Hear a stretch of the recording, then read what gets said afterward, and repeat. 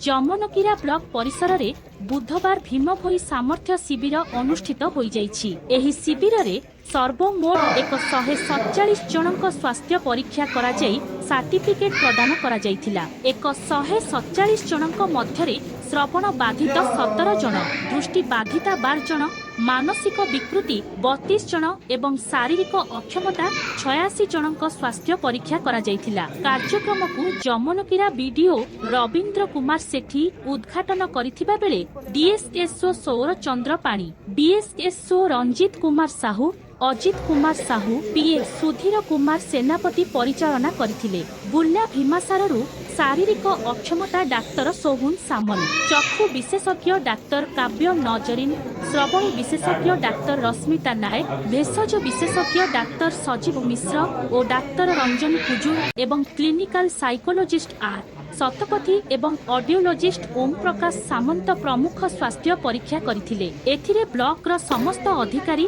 और कर्मचारी सहयोग करथिले। शिविर रे ब्लॉक प्रशासन पक्षरु अंचलर जनसाधारण को विभिन्न उपकरण प्रदान करा जाइछि।